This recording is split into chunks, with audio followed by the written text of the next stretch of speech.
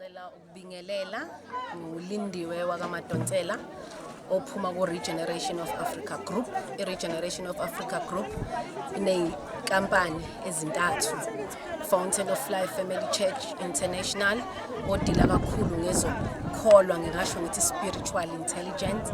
Bese sizokhuluma kakhulu Queen Mamzila Buthelezi Foundation odila ngo-psychosocial issues, nje zonke izinto zengqondo nokuhlupheka okuthinta abantu, kodwa kakhulu okusemphakathini kuze kuzo-affecta umphefumulo nengqondo. Bese kuzoba eyokugcina ukuluma Afrika. Abantu njengoba sazi ukuqala ukuhlakanipha kungumesaba uJehova, sidinga umoya oyingcwele usebenze, abantu kuzinhliziyo zabo yithobeke. Uma sekwenzekile konke lokho, thina sesithi-ke okay, phila-ke manje ngokuthi uphile ngezinto ezimaterial. Udinga imali, udinga umuzi, udinga impilo yaphambili, siyasibafaka emabhizinisini-ke. Amabhizinisi ethu sinama-programs awu-11 nama-entry point project 180 nama-project nje ngingasho ukuthi plus 1250. Kakhulu sifisa ukubona sisebenzisana nabantu basesifazane basemakhaya neyouth yasemakhaya.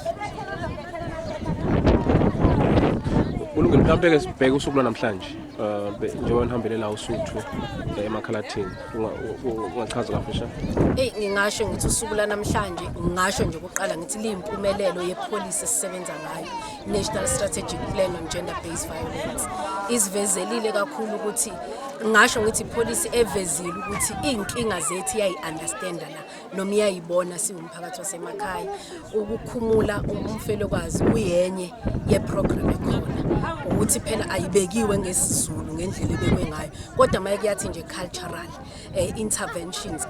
interventions ngokwethu sicabanga ukuthi konke lokho besikwenza ngoba ilungelo likamama uMaButhelezi Masondo eliku-constitution, ilungelo lenkolelo yakho, ibelief yakhe asikwazi ukunqaba, kodwa kubalulekile ukuthi simsize kuleso simo. So abekufuna kakhulu ukuthi akhumule, abeke inzila bese igqoke 3 years ukuthi ukube engayikhumulanga bese phela igqoke unyaka ka4 mayibekiwe akusho lutho ngoba kufanele iphinde igcine ikhumulile. So usuku lanamhlanje kuthina singathi luyimpumelelo yepolice, luyimpumelelo yeQueen Mamzila Buthelezi. Fanele ngikusho lokho ngoba ibona abadila kakhulu ngalezi zimo, ibona basemphakathini abagxilile kulezi zimo. Thina siyayisithole nje ukuthi nanka ama-victims alabantu abenza lento bese-ke sikwazi ukubalekelela. Kulungile, mhlawumbe kusuka manje kuya phambili kuphi nifisa ukubona umphakathi ukwenza kakhulukazi omama collectively uqhubeza le legacy yakholozela uMaMzila nokusebenza njengomama emphakathini?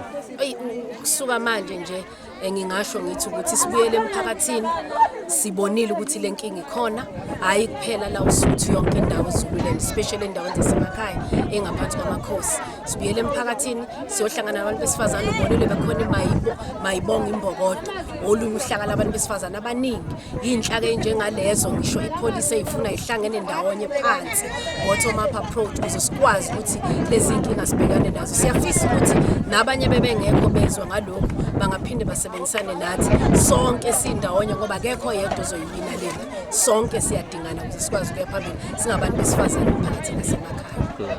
Khansela wesigcema unisapothile, ungathini kulokhu umntwana ukhila wasoSuthu?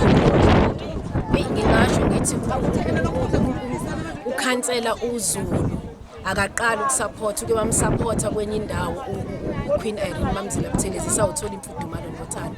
Kahle isupport yakhe is ongoing.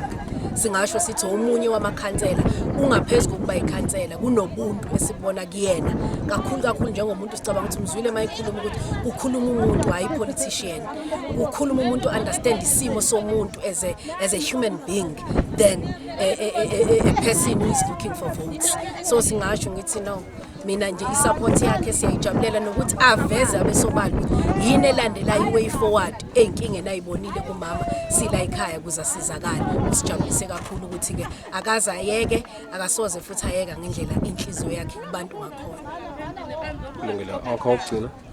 Awamagcina nje ngingasho ngithi uNkulunkulu uhambele kithi singabantu besifazane basemakhaya ngicela ukusho lokho ipolicy National Strategic Plan on Gender Based Violence ngingasho ngithi isivulele kakhulukazi mina ngisebenzisana noQueen Mamzila Buthelezi oyifounder yayo uSlindile Mthimkhulu ngingasho ngithi isenzele umsebenzi wabalula ngoba ngiqala ukusebenza noSlindile ngo-2015 kodwa ipolicy bengakuliko sizibona inkinga ingekho ipolicy esisupportayo kuyo yonke into esiyenzela umphakathi so ngiyabonga kakhulu nokuthi uma sisebenza siyi-team kunofikile Buthelezi o-stakeholder relations wethu owenza ukusebenza emphakathini nokuxhumana nabantu kube lula okwenza nama-cooperatives esisebenza nawo kukwazi ukusebenziseka ngingasho ngithi lami lokugcina ukuthi uma singaba ne-team yalolu hlobo even nakuma-co-op even nakula amanye ama-organization khona la singaya khona.